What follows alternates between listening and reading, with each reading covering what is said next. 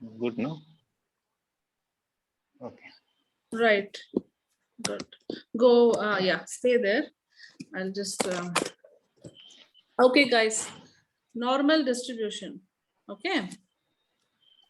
So when you say the name normal distribution, it just basically means you saw a group of kids playing in the in the park. Okay. And then you saw their heights and you guessed that they all must be 10-year-olds. Okay. But if you go and see in the group, there might be 8 10-year-olds, 2 7-year-olds, 3 or 4 9-year-olds, like that. But then the average age of that group was 10-year-old. Okay.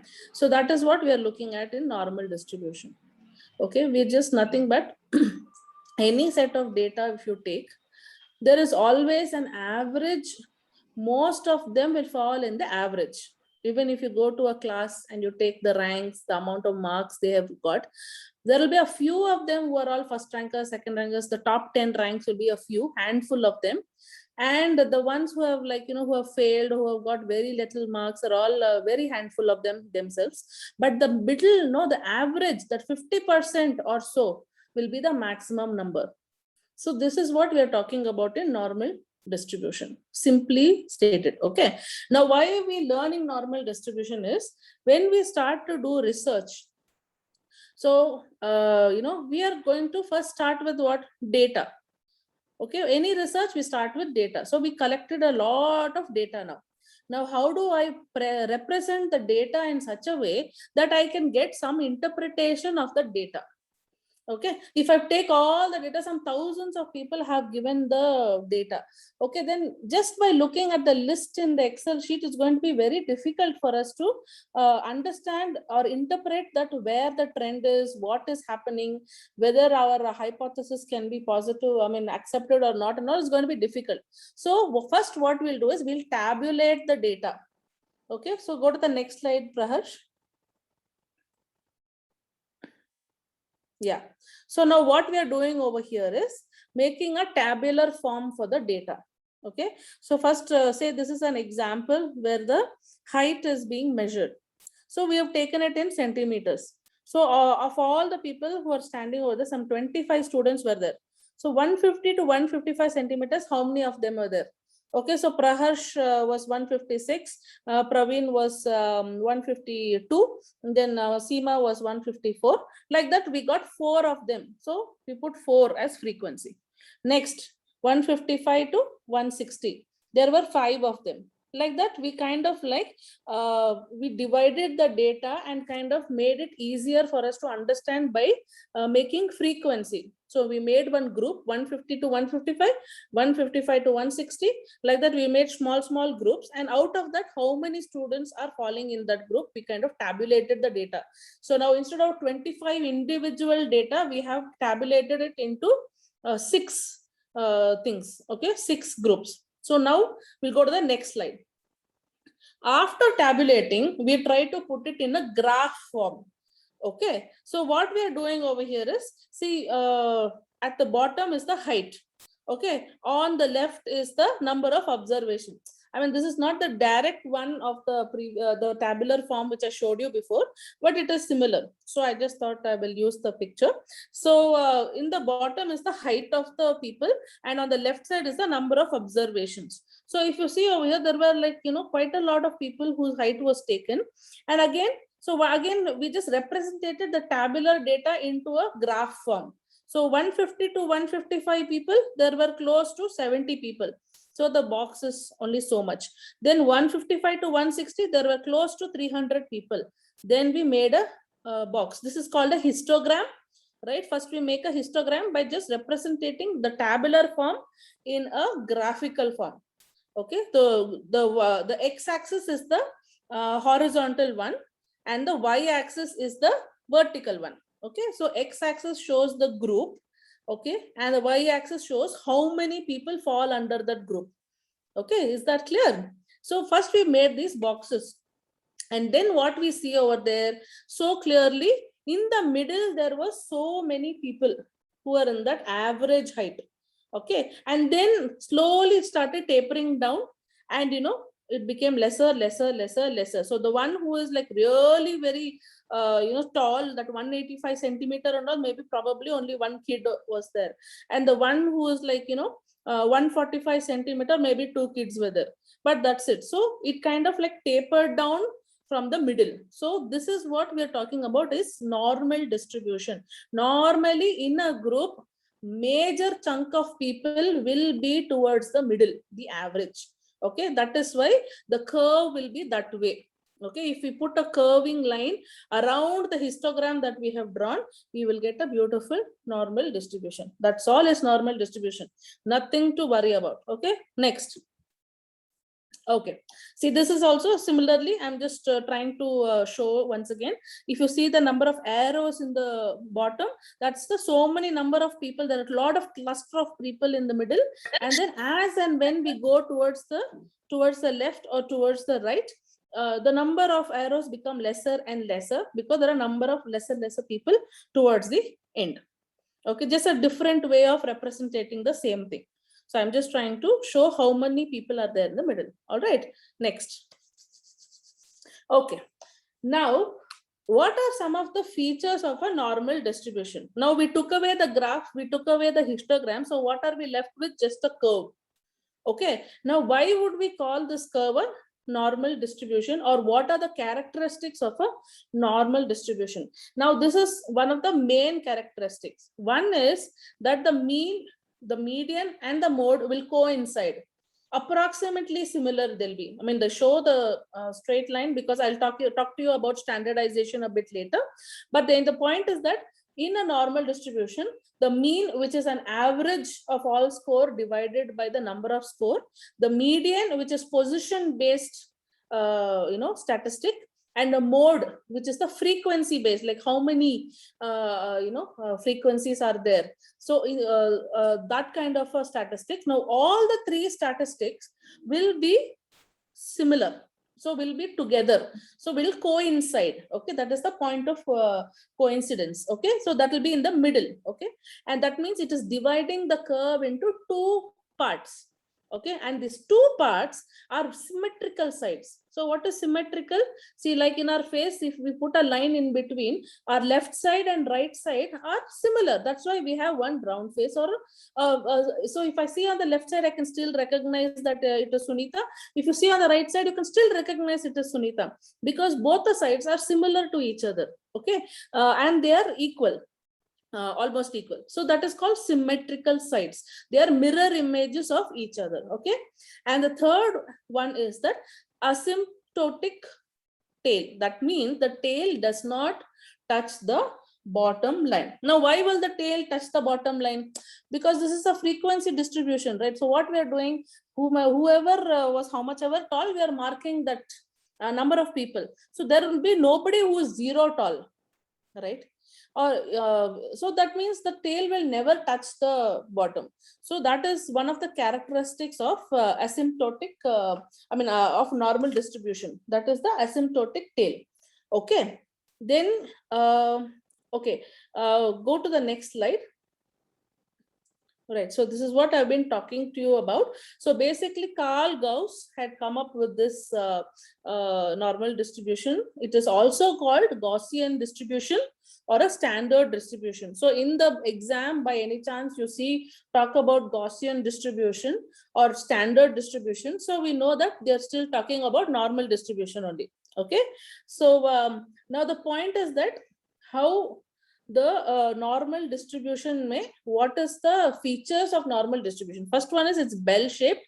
So you've seen, go to the previous slide. So you can see that in the previous slide, Praharsh. Yeah. Go up. Yeah. Just that I wanted to show the bell shape, right? So it is a bell shaped one, like in in any temple or church you'll see a bell. So it is a bell shape. So it is very easy to recognize a normal distribution. All right, next slide. Then the go up. Yeah. So the arithmetic mean, median, mode are equal, right? I told you about that. So that is called a point of coincidence. That is in the middle of the bell shape.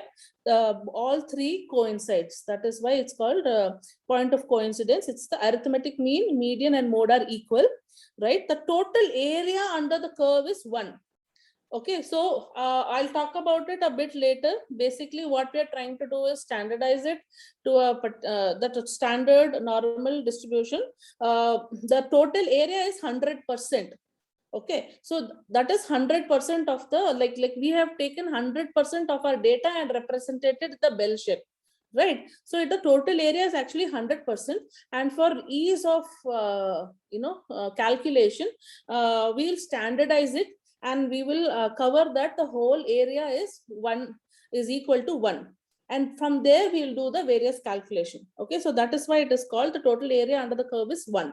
Okay, half under the normal curve is on the left side, and the half of it on the right side of the center point, because it is symmetrical, right? Okay, so it is symmetrical about the mean. That means the mean is in the middle, and on the left and the right side it is equal, and it is asymptotic. That is, the curve gets closer and closer to the x-axis, but never actually touches it. To put it in another way, the tail of the curve extends indefinitely in both directions. Okay, so when is the normal distribution called 100%? It is 100% at infinity, because up to third distribution, third standard distribution, it is still 99% of the value.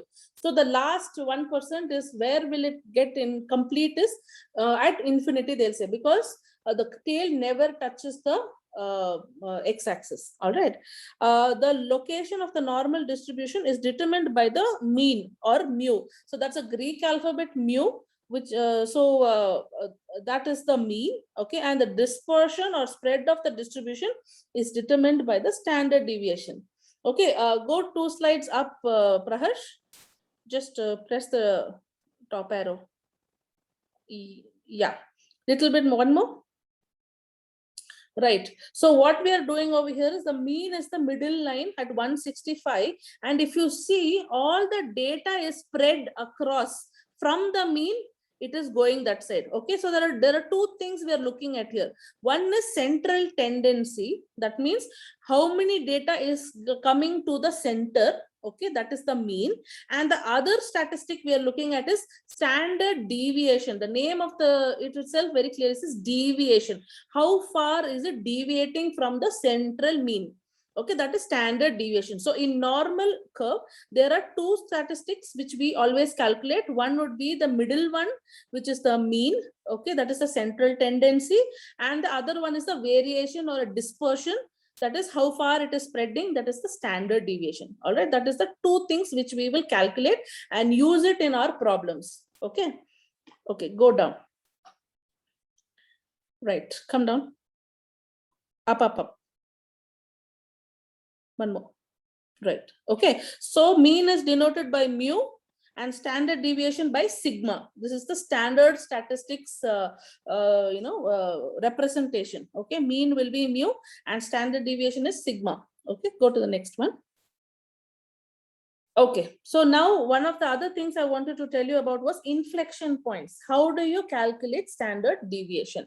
So what are we calculating? How far is the the distribution moving away from the mean? So we are going to say, okay, till here to here is 1 standard deviation. From here to here is 2 standard deviation. From here to here is 3 standard deviation. Notice how we are going to split the curve. Now, how are we splitting the curve? It's nothing but when the curve is, wherever the curve is actually changing shape, right? Now that becomes an inflection point. Okay, so now if you see over here, the curve is coming down and then suddenly it's becoming broad. So that becomes an inflection point. So you put a line straight from there to down. Okay, so that becomes your first standard deviation, 1 standard deviation, 1. From that inflection point, you come scrolling down and suddenly that it again becomes even changes a little bit more flatter it becomes. So that becomes 2 standard deviation point, and then even further down it becomes 3 standard deviation point. So the point of where the curve changes its run, or it changes towards, however it changes, there it becomes an inflection point. From the inflection point, we will put a straight line down and we'll say this is standard deviation 1. So from the mean to standard deviation 1 is one part, okay, right? And from the mean to the standard deviation 2, so the idea is that between the first standard deviation left side and the first standard deviation right side, that is minus standard deviation. If the mean is 0, then minus standard deviation 1 and plus standard deviation 1, between that, maximum 68% of your data comes off inside that itself. All right. So if you go to a second standard deviation to second standard deviation, that is the minus 2 sigma and plus 2 sigma, this will include 95% of the data that we want to represent. So, and the third sigma, minus 3 sigma to minus 3 plus 3 sigma, that will include 99% of the value. And where will it become 100% of the value? At infinity. Okay, why? Because the tail will not touch the x-axis. All right, so we don't know where it touches the x-axis, so we will say that 100% of the value would be in infinity. Okay, next one. So this is the various representations of normal curve and the inflection point, how it changes. So if you see over here, this is a little bit broader curve. The inflection point on the left side, is over there. And so if you see, the standard deviation is also changing accordingly. All right. So on the right side, if you see, it's a more steeper curve. So the standard deviation is more closer to mean, or more closer to mu. Okay. So for each data we have, we will represent it in a histogram, make a normal curve, and in each normal curve, we will find the point of inflection and draw a line straight down to mark the standard deviations. Okay, na? So that is about inflection point. Okay, go to the next slide. Right, so I was just explaining this only. So inflection point, first inflection point is 1 sigma. So second inflection point is 2 sigma, and third inflection point is 3 sigma. Like that, on the left side also, minus 1 sigma, minus 2 sigma, and minus 3 sigma. Okay, that is how we will calculate. Okay, now in this, if you see, mu that is considered as 0. Okay, and standard deviation at 1.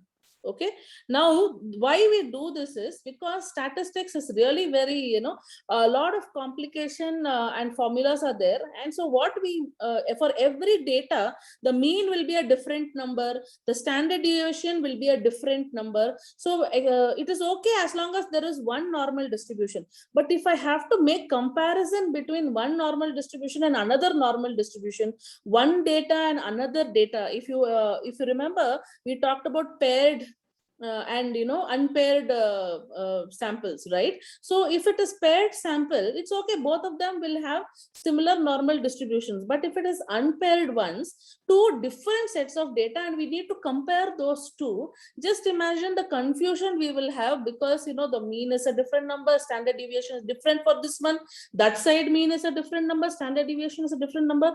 There is a lot of complication which comes there. So what we are going to do is, we'll take the broad normal curve and we'll take the steep normal curve or any type of normal curve, and we will standardize it to a particular normal curve.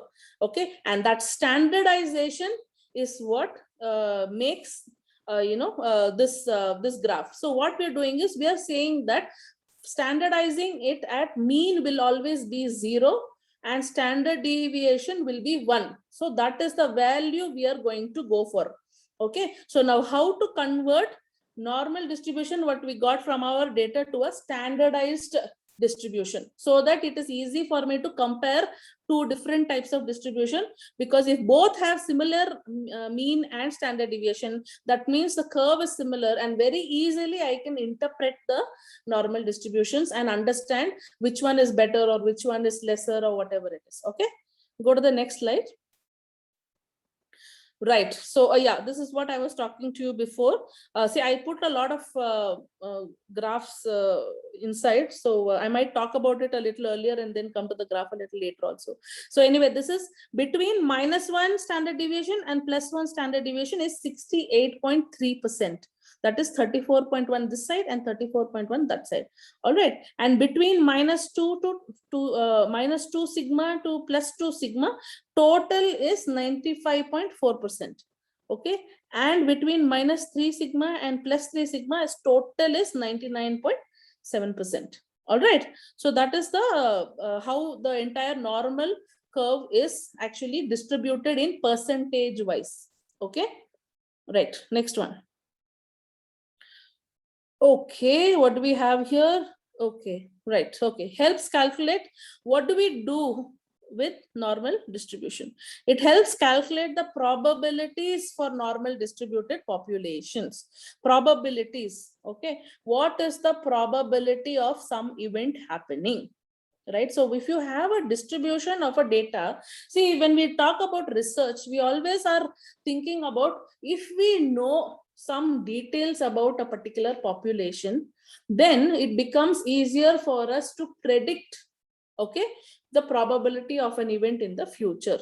Right. If I have the temperatures of a city, like, in March it was hot, in May it was super hot, in June it was windy, in August it was rainy, and in November it was chilly and cold. Okay. And I have this data for over multiple decades. Then tomorrow, for if you tell me what would be the weather, I would say it is the middle of June, so probably it's windy and it is cloudy. Right. It is easy for me to predict because I've been living in Bangalore for so many years. I've seen the weather for so many years. Based on what I have seen, I'm going to predict what will happen tomorrow. That is what the research also does. What we are trying to do in research also is that get to know as much details as we can about a particular population or a particular data, so much so that tomorrow I can predict what will happen to that population. Right. For example, even medical world and all these things, when we do a particular research, what we are trying to do is predict how it will behave, and then we kind of curtail and stop that event from happening if it is a bad event, or let it happen if it is a good event. So we kind of like use it in multiple areas in our life. That's how research works. So now what does normal distribution do is exactly that. It will tell you the probability of how much, or probability of what will happen, and based on the probability we can take decisions. Right. So it gives you the probability. Now the probabilities are represented by the area under the normal curve. That means the normal curve is 100%. Okay, so the total area under the curve is equal to 100%, or for ease of calculation is equal to full number 1.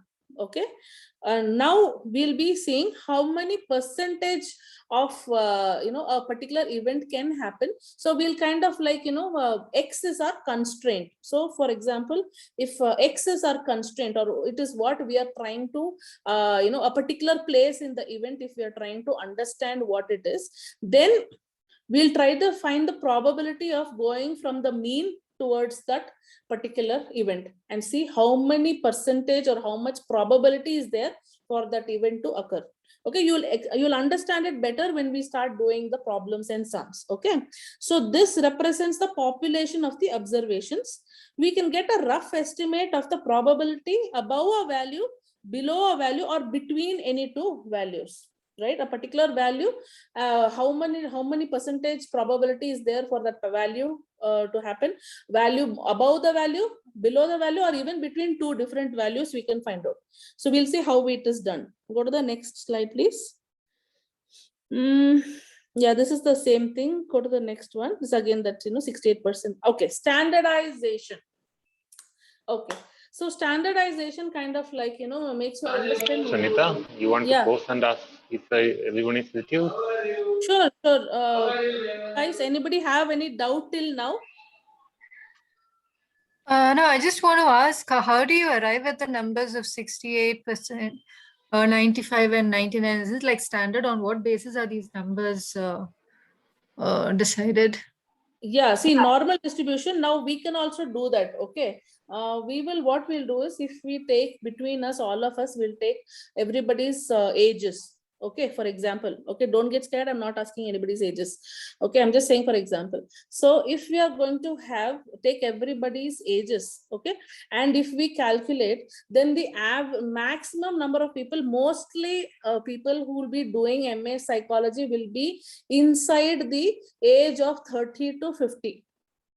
Okay, for example. Okay, and so that means so many people will be, like I said about that park wala thing. If people are of similar height, if children are of similar height, mostly their ages will be around 100, I mean around 10. Okay, so about 68% of them are in that thing. So that is what the graph is all about. So the point of inflection is where it changes the flow of the graph. And when you draw a line over there, it is noted that most of the data, that is 68.3% of the data, falls inside that point of inflection. That is how the curve is determined, depending on the data. So data, we put it in a histogram form, and when we draw the curve is depending on the data, the curve will be wider or steeper, right? So wherever the point of inflection happens and the curve changes direction, that is the place where, that means from there the number of data is becoming lesser. Okay, so automatically about 68.3% of them comes inside that. So that is why that calculation is made, the point of inflection is made. All right, so that is one of the characteristics of a normal curve, by which we can understand that our data is normally distributed. No, I understood that. What I'm asking is, why is it 68? Why not another number? I can take it. Yeah, See, this is one of the mathematical standards across nature. Any big population, if you do a random polling and you take data, usually all of them fall into this kind of a bell curve. And usually, if you draw them properly on a graph, you can actually do this experiment with any naturally occurring data. It will come to this. You might have heard about the golden number, right? Or the Fibonacci numbers. Golden ratio. Nature, golden ratio. There are many constants in it, in the nature. When you plot data like that, some constants naturally emerges. And many famous mathematicians are famous mainly because they found out this kind of ratios. And Gauss is actually one of the guy who found this, right? So, and this is one of those, anything that follows a natural distribution usually have these numbers as a constant. So you can also use it to reverse engineer it. If you have few data and you want to predict what would be the next verse of the data, you can use the constant because you have made so many observations in the past. You kind of know this is going to be in this format in the future. With a very few data, you can actually predict rest of the data also. Those natural constants are very reliable. That answers your question? Okay. Yeah. No, I think the other way to look at it is always 37%. If it covers, then only you will call it as one standard deviation. So the definition of that one standard deviation itself is about it covers 37.5 population. If the bell curve is more flat, then to cover 37.5 or whatever it is, you might have to actually cross little more. Right? So that's how you define it. Okay. Thanks, Praveen.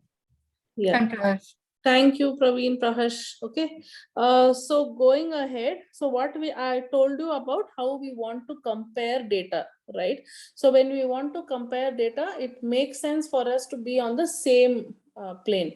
Like if I'm going to compare heights with somebody, if I am telling my height in inches and he's telling his height in centimeters, it's very difficult to compare which one is whose height, higher, like that. So instead of having multiple numbers and different means and standard deviations, what we do is we kind of standardize it into a particular format. That is what is called standard normal distribution. So if you see on the left side, the mean is 1010.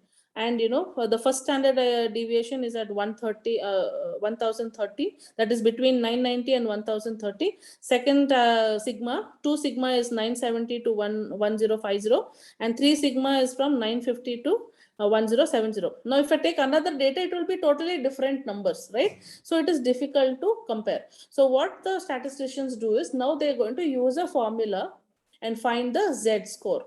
Now Z score is something which allows us to standardize the normal deviation. Just a second, I'll make some water. Thank you. Okay, so from this, the left green color curve, we're going to bring the numbers to this one. So all the curves will come to this number. That is, mean should be 0. The standard deviation should be 1. Second standard deviation should be 2. And the third one should be 3. So on the left side, it will be minus figures. On the right side, it will be plus figures. Now, if all the curves are brought in this standard normal distribution way, easy for us to find anything and compare. All right, that's all. Go to the next one. So this is how we are going to standardize. This is the formula. Now this formula we have to, is a very important formula for normal distribution sums. So, and it's very easy, thankfully, it's not too complicated. So what we are doing over here is Z score. So we are trying to convert the X into a Z score. Okay. Now Z is equal to X is the constraint which will be given in the sum, or that is the place which you are trying to find out. Like if you see the red line over there, so we are trying to find out one particular event or one particular constraint. Okay, so how do we make it into a Z score is that X minus the mean, that is mu, okay, and divide the whole thing by the sigma. That is how you will convert the normal distribution to a standard normal distribution. So X is the data point in question. So that particular point is what we are going to calculate things for. Z score is a measure of the number of standard deviations of that data point from the mean. That means from the mean to that data point, how many standard deviations away are we? Okay, that is what the whole thing is about. Okay, the next one. So again, explaining the same thing. So what we're trying to do is that in the middle, we want to have 0, as mean will be 0, and the standard deviation is -1, -2, -3 on the left side, +1, +2, +3 on this side. So if the X value is in any particular place, okay, we want to know how many standard deviations away is the data point that we want. That is the X value. To calculate that, we are doing this formula. So the value minus the mean divided by the standard deviation. It's a very easy formula. And luckily in standard deviation sums, everything is already given. They don't go into the complications of, you have to find the mean, you have to find the standard deviation or any such thing. Most of the values are given. All you have to do is apply this formula and get the probability. Okay. So the Z score is equal to X minus mu divided by sigma. Okay. That is Z score. Not yet the probability. Okay, so this is Z score. What is probability? Is the P value. Okay, go to the next one. Yeah, just still about the Z score and how normal distribution becomes a standard normal distribution. Okay, next one. Same thing again. Yeah, so now deviation from the mean in a normal distribution or curve is given by the simple Z. Okay, so from the mean, how far is Z? That's what we are trying to understand. Okay, and for that we are saying observation. So X, right, or data point or observation or X or constraint, all this means the same thing. Okay, observation minus the mean divided by standard deviation. So it indicates how much an observation is bigger or smaller than the mean in the mean, and it is defined by standard deviation. Standard deviation is like centimeters or inches. No, we have a measurement. So now for our normal distribution, the measurement is always standard deviation. 1 standard deviation away, 2 standard deviation away, 3 standard deviation away. So what is SD? It is the measurement of dispersion from the middle. Okay, so when we are talking about a Z score, we are talking about how many standard deviation away the Z score is. Okay, that observation that we are making, how many standard deviation away it is. That is how we are calculating. Okay, go to the next one. Sunita, can you just explain that one more time? The Z score is... Yeah, you go to the next slide. I will just show you that. Okay, see, if you see in this graph, there is a nice, probability score. Okay, the Now I want to know of probability of something happening. When we do the sums, it will become much more clear, but I will explain to you now also. So where I want to know a probability of a particular data point. That is, now say the data point was at number 100. Okay, so when the data was number 100, okay, what is the probability of something happening after the data point 100? So we're talking about the probability value will be after the data point which is given is the probability, but from the data, from the mean to the data point is called the z-score. Okay, now if you see over the 0 to 1 sigma is the unit, so it is almost like 1 sigma plus a little bit something away from mean, that is the z-score. We are trying to calculate it with that formula called z is equal to the observation point. So if the observation point was 100, okay, then observation point 100 minus the mean. So if the mean was around 50, okay, divided by the standard deviation. So whatever is the standard deviation they would have given, you will take the standard deviation and we will divide it. Then we will get the z-score. That is the distance between the middle to the data point 100. Okay, is the z-score. Using the z-score, we can calculate the probability, because see, we don't know the end point of the tail. Like I told you, the tail doesn't end anywhere. It only ends at infinity. Now, how do we calculate the probability of that side? So what we do is we try to understand it through z-score. From Can I ask something? Yeah. The z-score is basically is it the variance? It's how far it is from the mean, the data point, the particular data point, how far it is from the mean. It is standardizing variance. the variance, basically. You're Okay. right, in the standardized form. Yeah, it is I standardized. didn't understand how it's standardized. Because Hmm. it's a standard deviation, that's why. No. Standardized is, like I told you, if a data might have a mean, will be 1010. Standard deviation will be, some 950. Okay, understood. Those details are difficult to calculate. So we standardize it into 0, 1, 2, 3, 4, that method.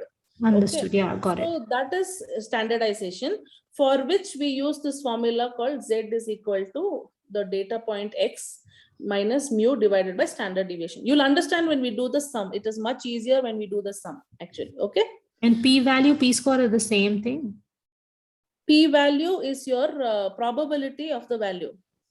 I didn't understand the p-value. It is, let's say I understood z-score. That is how far a point deviates from the mean in a standardized form. Right. And the p-value is beyond that. The probability is always beyond that. P-value could be anywhere. Okay, see, a probability of an event could be anywhere. Okay, in the entire normal curve. Can you explain it with an example of probability? I will. That's why I said wait till the sum. Okay, in the sum, you will understand. We'll go to the sums next. Okay, you can sure. understand over there. Okay. Okay, sure. Yeah. Go to the next slide. Right. Yeah. So basically, when I say a z-score normal distribution, it means a standardization of a normal distribution. So it is symmetrical and the mean is always 0. Okay. So z value is 0 and the standard deviation is always 1. Okay. So mean, median, and mode are always equal. These three things are the specifications of a standard normal distribution. Okay. A mean is 0, standard deviation is 1, and mean, median, and mode are equal, and the curve is symmetrical. Okay, let's go to the next one. Okay, so now it's okay. This is the same thing, but I think I'll go to the sum to explain it much better there. Let's go to the sum. That's the p-value, right, Sunita? Yeah, that's the p-value. That shows. See, that is observed data point. See, in this normal curve, on the fag ends, you have very unlikely observations. Okay. And on the top of the peak of the curve is the most likely observation. Now, what I am interested in is a particular point. So we are looking at probability of how that point happening. Okay, so the observation data point is the red point I'm interested in. Now the p-value is what is the probability of that happening. Okay, so that is the area, like after that observation point, how will it happen? That is the probability. Yeah. One you can say it as a distance, the other you can say it as a probability of occurrence.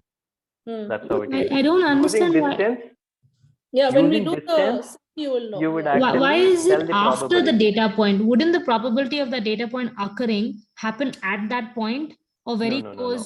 No, when we do the No. sums, It is we like, have that p-value coming everywhere in the normal curve.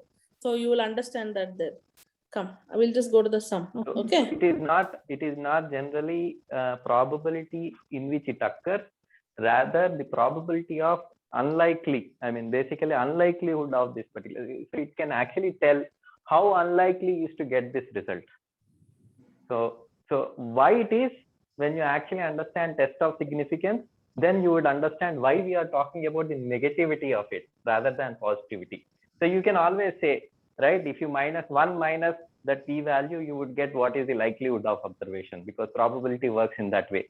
But here, why emphasis on the negative side of it, you will get to know when we talk about test of significance. Just give me like 20 seconds, I'll clear that. Give me just 2 minutes, I'll clear that. So this is, suppose like Sunil said, this is the heights of boys, okay? This is the 5-foot boys, this is the 4-foot boys, 3-foot boys, this is 5.3 boys, 5.5 boys, 6-foot boys. Now we are talking about this P, where probability of a boy to be at least 5.4. Okay, so it's going to be this boy and this boy and this boy and all these boys, right? Because all these boys are less than 5.3. All these boys, at least they are 5.3. Correct. What is the probability of this boy being 5.3?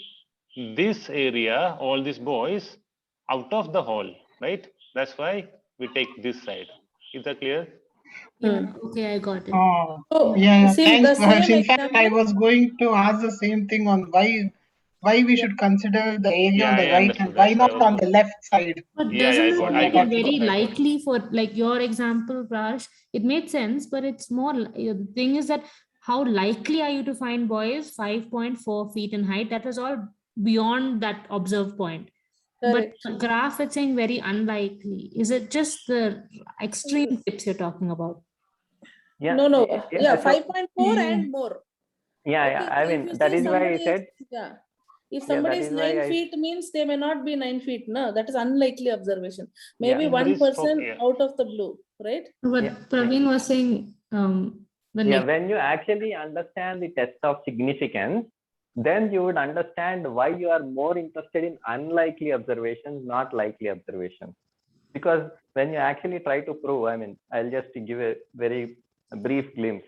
Let's say you have a sample and you are trying to actually check whether whatever the sample that I have is a normal sample or something I took a sample which is like from the far observation.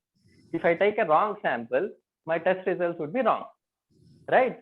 So if I want to check whether my sample is a normal sample or I took a sample which is incorrect, right? So now I need to actually check how incorrect this sample could be rather than checking how correct my sample could be.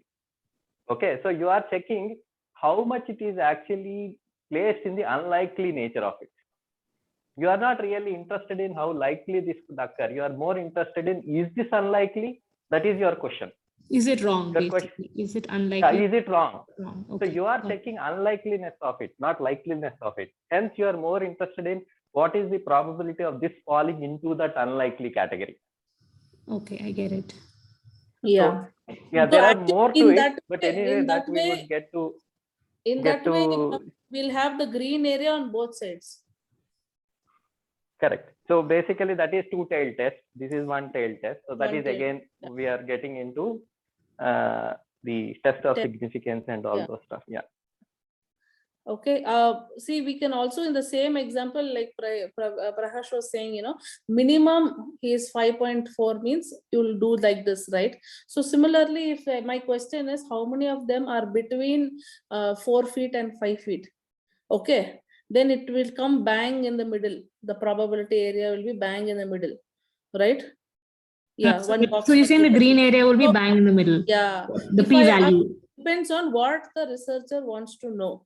So the p-value will be in the middle in that case. Correct. Okay, so if the researcher wants to know how many of them are 3 feet and within 5 feet, then the left side, the p-value will be on the left side.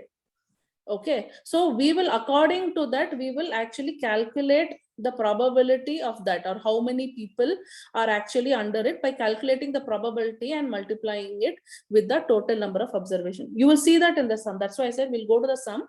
We have an example of every type of it, so you will understand it. Okay, go to the next one.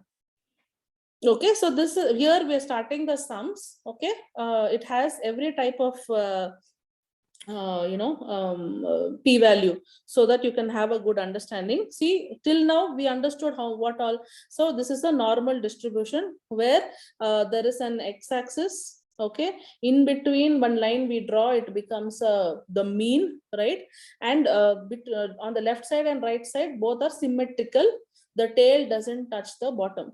Does my picture represent the normal distribution? Yes. People? Yeah. Yes. Okay. Yes, So yes. this is how we will draw our normal distribution and work out the sum for each other, because this is how we will be able to understand which p-value we are trying to find out. Okay. So one of the important formulas we need to understand is z is equal to x minus mu divided by sigma. X minus mean, mu is mean, divided by sigma is standard deviation. All right. And in all normal distribution type of sums, the mean is given, the standard deviation is given, even the p-value will be given. Okay, and even they will give you x. We just Sunita, have to, in a normal distribution, mu is always taken as 0, right? yeah, So it's always that is for x standardization minus purpose. We 0 will divided by. when we do z only, the mu will become 0.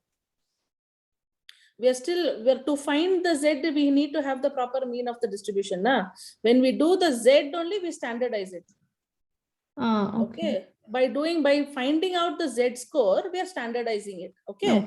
So until we find the z score, it is the proper mean and standard deviation of the distribution. So what we are doing right now is from normal distribution, converting it to standard normal distribution. And how we will do it? By finding the z score. Okay, then we will represent the problem in the standard method, and we will find out the p-value. Let's go forward. Okay, so remember that in the standard deviation, on the middle of the line is 0. That means we are saying that the whole curve is 1, right? That means since it is symmetrical, on the right side it is 0.5, on the left side it is 0.5. Are you still with me? Okay, is that clear? Yes. The whole curve is 1. Yes. We have divided the curve in half. So that means the one half of the curve will be 0.5. The other half of the curve is 0.5. Done? Remember this. This is very important. Next. We are at 22 or 44 and it's 10 o'clock. No, that it will keep to... flipping fast. Don't worry. Okay, It's cool.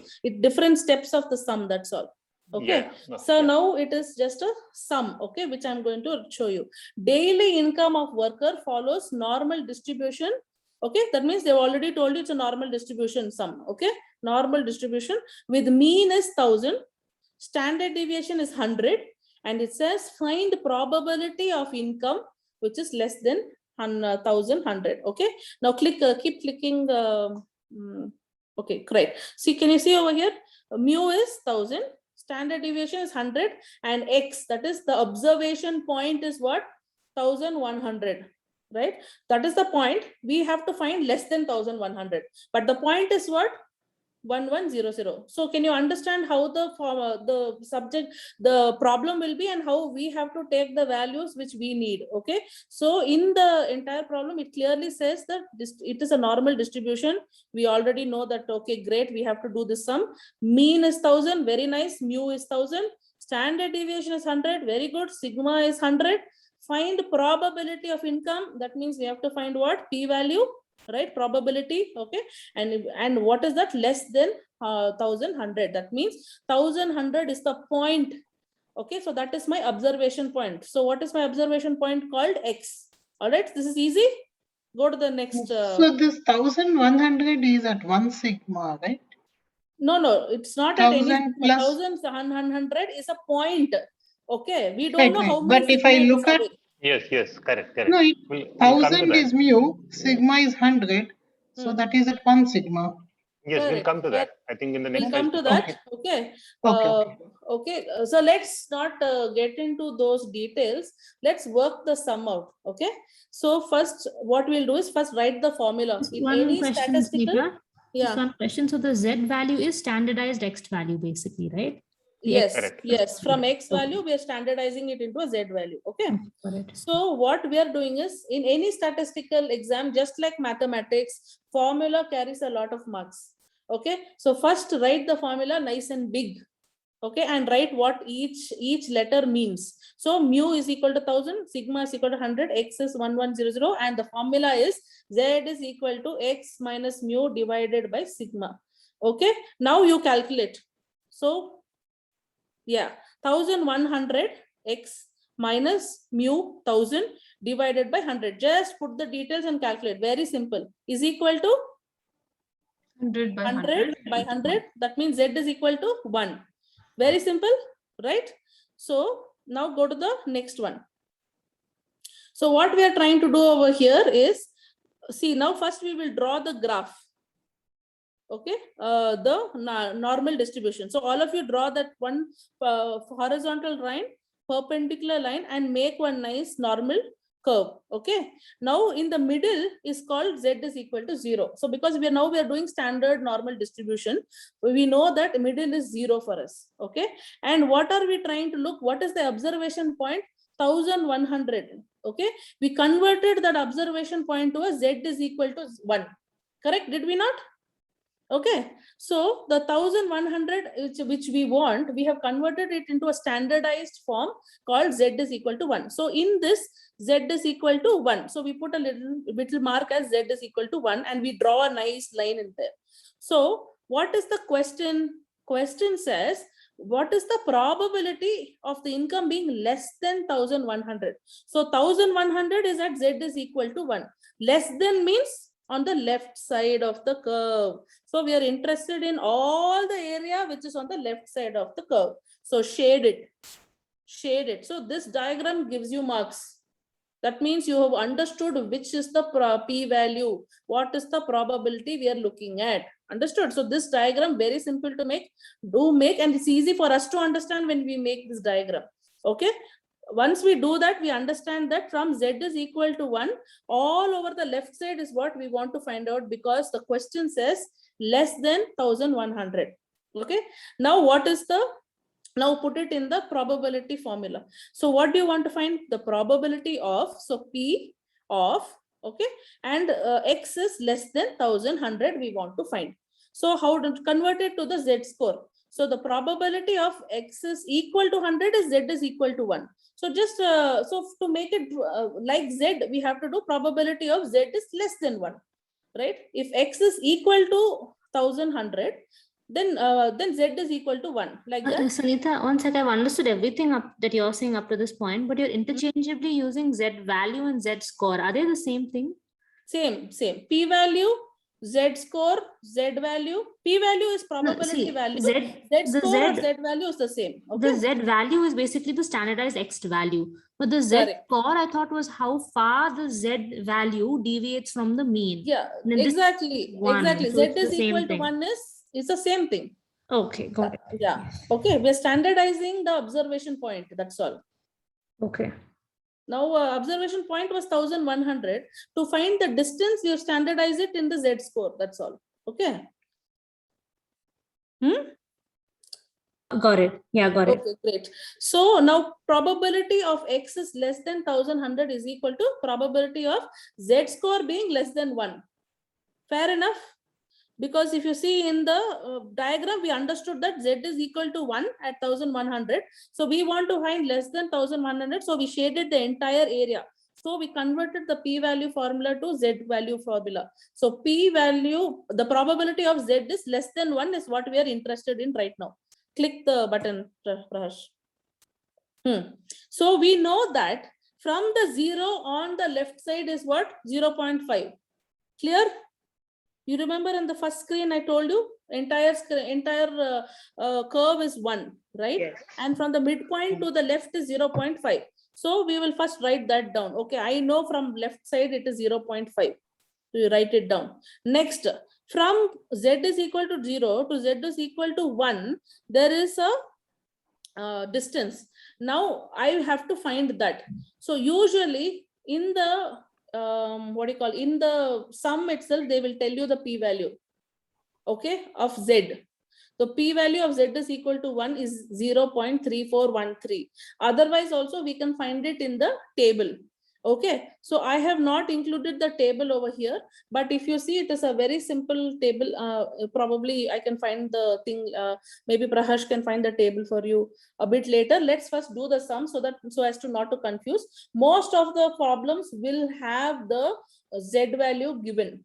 Okay, so when z is equal to 1, the value of that probability is 0.3413 is usually given in the sum. So You mean all the you have to do is, p-value will be given in the sum, or we have to find it from the table, one of the two? yeah, exactly. Either the p-value of z is equal to 1 will be given, or we have to find it in the table. All right. So most of the time it is given. So let's just run with that. In the end, perhaps if we find time, we will get the table and I'll show you how to find the p-value. Okay, for the z score. So what we did over here is, in the diagram is the one which will give us a lot of clarity. So from 0 to left, we know that it is 0.5. I wrote it down. Plus what else I need to know? What else shaded area is left? 0 to 1. Z score 0 is equal to 0. Z score 1. This value is given in the in the problem as 0.3413. So total shaded area is equal to 0.8413. That is the probability of the income. You have to write the final statement nice and beautifully. Okay, so the probability of the income being less than 1100 is 0.8413. Okay, that is how you will finish this problem. This is simplest one. We will do multiple problems so that by the end of it you have clarity. Go to the next one, Prahash. Now the same problem, they want to know what is the probability of income more than 1100. Same problem. Okay, so same problem, we will do the same thing again. So we know z is equal to 1. We calculated it in the beginning itself. So now what we are trying to do, the probability of x is greater than 1100. Okay, now again draw your normal curve. Put one line, put one nice cross. Draw a normal curve and put the middle line as z is equal to 0. Okay, now the probability of x is greater than 1100 is equal to the probability of z is greater than 1. So now we have converted from the observed data to z score. We already know how to do it because in the previous problem we just did it. It's the same problem. This is just the next condition. Okay, so z is 1, we've already determined. So what we have done is, from x is greater than 1100, we are converting it into x is the probability of z is greater than 1 is we have to find. So go to the map, it seems, graph. Okay, go up. Yeah, one down, one more down. Where am I? Oh yeah, go down. No, Baba, I mean go forward to the second point. Okay, so in this graph, again we will draw the normal curve and put z is equal to 0. Now what do we need to know when z is greater than 1? So then we will put a point and call it z is equal to 1 and draw one nice line. What we want to know, shaded area, which one is the shaded area? When probability of z is greater than 1. So everything on the right side is greater than 1. So we will shade that area. So that is the area we want to find out. Now how to find that? Okay, so we know that from 0 to the infinity on the right side is 0.5. So first we will write that 0.5 and we will minus probability of z is equal to 1. We've already found that probability of z is equal to 1 is given in the formula as 0.3413. Okay, so what we'll do is, from this full area of 0.5, I will minus that small area of 0.3413, which is z is equal to 1. So whatever is left over will become automatically my probability of x is greater than 1100. Is that clear? Anybody? Yes. Yes. Let's go to the next one. One As is we do the left-tailed, problems, the other is right-tailed, kind of a thing. yeah, Depending as upon we which do the area you are problem, in. you will understand these graphs much easier. Okay, same problem. Now what we are trying to do, when x is less than 790. Okay, so now the x value they've changed it. So let's again start from the first and find the equivalent z score for that x value. So x value is 790. Again, z is equal to x minus mu divided by sigma. So x is now given as 790 minus the mu, which is 1000, divided by sigma 100. This time my z score is minus 2.1. The moment you get z score, draw your normal distribution. Put a line, bottom line, put a straight line, and draw a nice beautiful curve. Okay, now the middle line is 0, it is equal to 0. Now where is my minus 2.1? When as soon as it says minus, we are going on the left side of the line. Okay, so I put mark one spot and I'm calling it minus 2.1. Z is equal to minus 2.1 and I draw one line. Okay, so now this much is ready. Now what do I need to know? They're saying less than 790. That means probability of x being less than 790. So x value we've converted into a z value. So we will replace that. So the probability of z being less than minus 2.1. Why minus 2.1? Because x equal to 790 is minus 2.1. And what we want to know, x is less than 790. So we will say probability of z less than minus 2.1. Again, go back to the graph. Z is on the left side, total how much we know is total on the left side is 0.5, right? So write 0.5 and we minus the distance between z is equal to 0 to z is equal to minus 2.1. Okay, now that figure you see, if you see on the top, p of z equal to 2.1 is already given in the problem as 0.4821. But then that is the probability of z equal to 2.1. But my z is equal to minus 2.1. Now what do I do? The thing is that, like we said, it is symmetrical curve. Whether on the positive side or on the negative side, the amount of distance will be the same. Is it not? So here we are talking about the distance, right? So the distance is the same even if it is 5 meters on the right, and if I go 5 meters on the left, 5 meters is 5 meters. There is no minus or plus for it. So we can use the same value for z is equal to minus 2.1. All right. So 0.5 minus 0.4821. Okay. So that means what is the answer? We get the probability of the income being less than 790 is 0.0179. Okay. Got this? So let's go to the next problem. Okay. This is a different problem. Okay, that one we did one problem, 3 sets. So let's do the different problem. See, if here the problem already has given you the probability of z is equal to 1.6. So it's already given that it is 0.4452. Okay, so good. So what does it say? 2000 students appeared for exam. The distribution of marks is assumed to be normal. In other words, it's a normal distribution with mean 30. Good. Mu is 30. Standard deviation 6.25. Good. Sigma is 6.25. How many students will get marks between 20 and 40? Now, previously they were giving only one event for us, right? They said when x is, less than 1100, one event only they gave. Here, what they're saying, I want to find something in between 20 and 40. We'll do the same way. So we already got all these details. Let's do the z value first. Click Prahash. So what we did, first we wrote down what all values we know. Mu equals to 30, sigma is equal to 6.25, and when we have two x's over here. So we called it, one is x1 and the other one is x2. One x is 20, we put that down. Another x is 40, we put that down. So we will calculate two z values also for that. Okay. So z1 will be, use the same thing.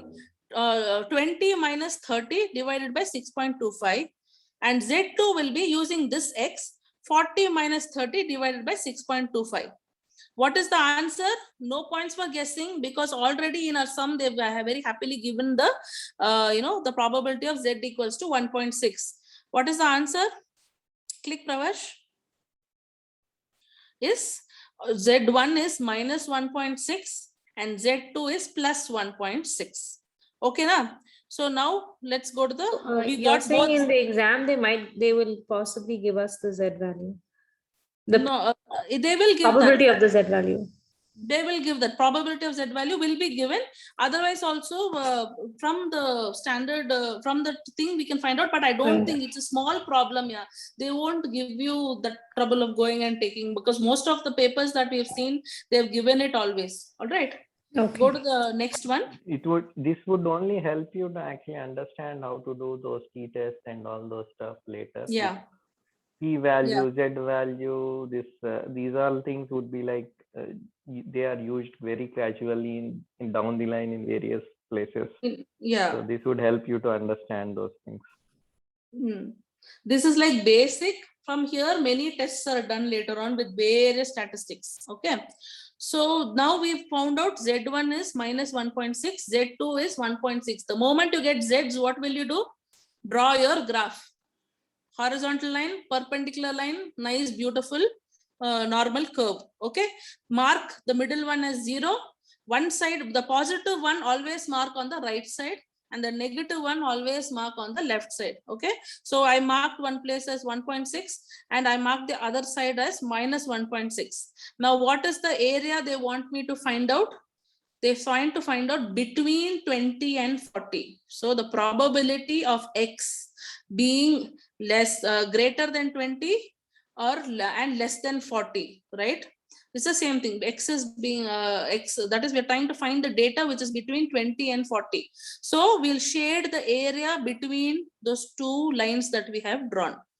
Now we are talking about middle. Okay. So let's see probability of, now that X ka we have done, right? 20 is less than X is less than 40. Converting it into Z value, the probability of minus 1.6 less than the Z less than 1.6. Okay. That means what are we trying to do? We're trying to find the middle area. So that means probability of, we already know Z to 1.6 is how much they gave in the sum, right? They gave in the sum that probability of Z is equal to 1.6 is 0.4452. So from Z to minus 1 is also 0.4452. From Z to plus 1.6 also is 0.4452. Just add both of that together, we get the value of 0.8904. That is the probability of the students falling under 20 to 40. Okay, but the point is they didn't ask that in the question. Go back 1 minute, Prahash. One more.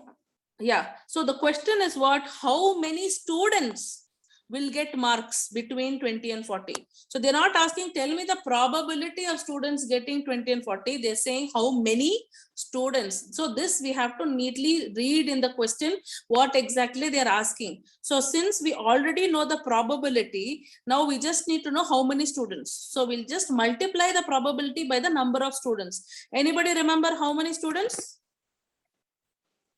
2000. Very good. 2000 students. Go forward, Prahash. So we found the probability as 0.8904. So number of students whose score is between 20 to 40 will be 2000 into 0.8904. That would be 1780.8. And since students can't be in decimal points, we will round it off to the nearest number. So around approximately 1781 students will score between 20 and 40. Can you see how normal distribution can be used for statistics in our day-to-day life? Right? Very clearly, we can actually find out how many students might score between this particular range. Just imagine the application that we can do in just day-to-day. You and me can utilize it in our day-to-day life. All right. Go to the next sum. What tail test is that then? Can you go to the previous slide? What would you say? How many? What? This is not two-tailed, right?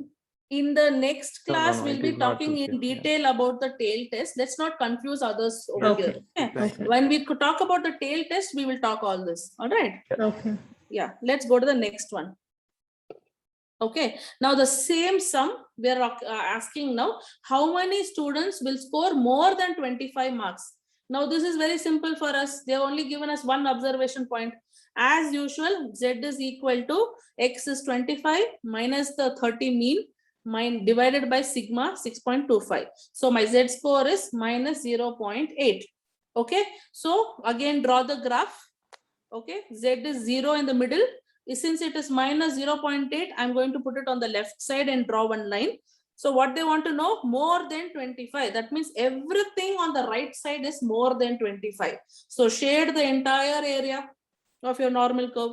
So we want to find the entire area. This is very important, shading the right part, right? So the people who are correcting go by all this, by the formula, by this, to understand whether you got the concept right or not. Okay, and the derivation of the probability is only mathematical in nature. After that, whether the concept is right, you will understand by drawing this graph and putting that formula out there. Okay, so the probability of X is being greater than 25, converting that X value into Z score, right? So probability of Z being greater than minus 0.8. So the 0.8 value is given already. So 0.5, that is, if you see from Z to the right side, totally Z is equal to 0. In the graph I'm saying, when Z is equal to 0, and on the right side totally is, we know that it equals to 0.5. So this part we already know. So it is 0.5 plus, from Z is equal to 0 to Z is equal to minus 0.8. That value is given in the sum for us as 0.2881. So we will say the total area will be the 0.5 plus 0.2881. Total is 0.7881. Now what we need to do? This is the probability of people scoring more than 25 marks. But is that what they asked in the exam?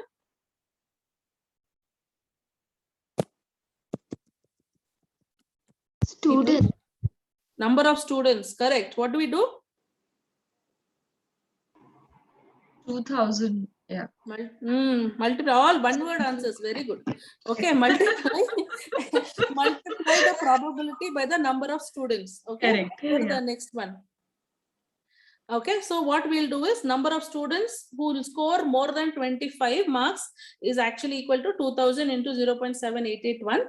That means it is 1576.2. So people cannot be in decimal points. So we will round it out to the nearest decimal point. So approximately 1576 students will be scoring more than 25 marks in the given examination.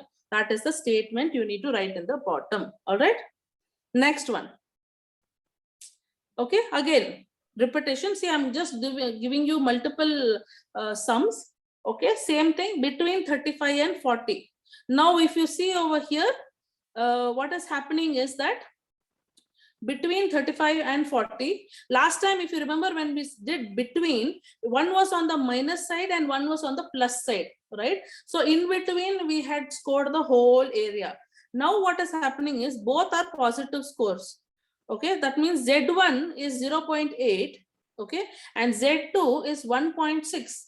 So if you draw the graph, Z is equal to 0 is in between. So I make a mark point 0.8 as one Z and 1.6 as another Z. Both the mark will come on the right side. So what we want to know is the area between Z is 0.8 and Z is 1.6. So we will correctly shade only that area. Shading, you have to carefully shade properly. Okay. So what are we trying to find out? The probability of students scoring marks more than 35 and less than 40. So P of 35 is being less than X and X being less than 40. And converting the X value to Z value, the probability of Z is equal to 1.6 minus the probability of Z is equal to 0.8. That means from 0 to 1.6 is probability of Z is equal to 1.6. Do you understand that? From 0 to 1.6 is the whole area, is the probability of Z is 1.6, out of which I'm going to minus the 0 to 0.8. If I minus the 0 to 0.8, then what will I get is the middle part, which is 0.8 to 1.6. Is that clear? All right. I have the probability of Z is equal to 1.6 given in the problem, and I have the probability of Z is equal to 0.8 also given in the problem. The question is, what am I going to do with it? So when I say probability of Z is equal to 1.6, it means from 0 to 1.6, the total area is 0.4452, right? And when I say Z is equal to 0.8, from 0 to 0.8, that area is 0.2881. So from the total area of 0 to 1.6, I'm minusing the area 0 to 0.8. So then I will get the middle shaded area. So that's what we have done. Okay, so we got 0.1571. Okay, so again, same like that, converted into the number of students by multiplying it. Okay, so you'll get the number of students. Go to the next slide. Number of students who will score between number 35 and 40 is 2000 into 0.1571, which is equal to 314.2, approximately 314 students. Okay, now I think that is the end of my slide. Oh yeah, we have skews. Okay. Suppose these two lines were on the left side, how would you do it? Say Same 15 to 20. Same thing will happen, right? Because this side or that side, it is the same probability. Okay, na? So again, like that only, if you put, it will be minus 0.8 and minus 1.6. But like I told you before, probability doesn't change, because what we are calculating here, distance, whether from left side to right side, from the middle to left, if we calculate 5 meters is also 5 meters. From the middle to right, if we calculate 5 meters is also 5 meters. Right, the distance will not change. It will be 5 meters only. There is nothing called negative 5 meters and positive 5 meters. Right, there is no negative inches and positive inches. There is inches, there is centimeters. Right, the distance is all the same. So whether it is minus value or plus value, whatever probability they have given us, we can utilize that data totally. Don't have to convert it into minus or any such thing. Okay. So the same thing will be Z is equal to minus 1.6.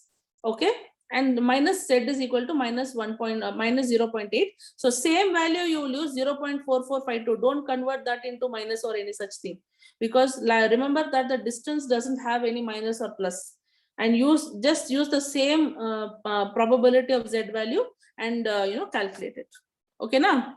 Yeah, thanks. That's helpful. Yeah, that is the end of probability value in the normal distribution. There is a small section on skewness and kurtosis. I'll just give the definition of it. I'm not going to help you calculate the kurtosis because it's way beyond my head. But it will not be asked in any exams also. It is just given for the sake of it in the textbook.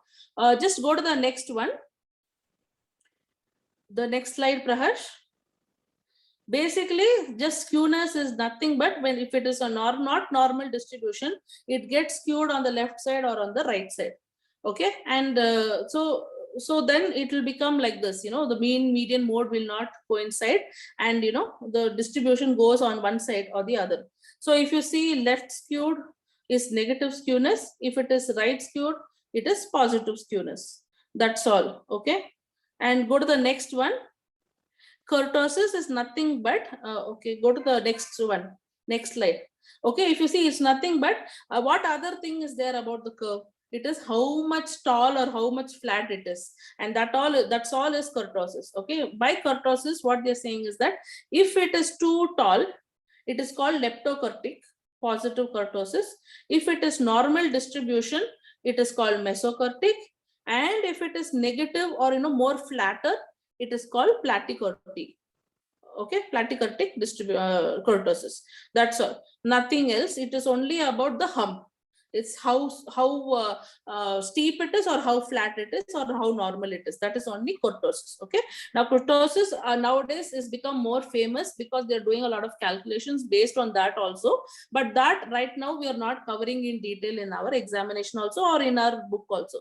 So I'm not going too much into this. So those are the only two deviations from our regular normal distribution. So that is the end of the chapter. Wow. Positive and negative skew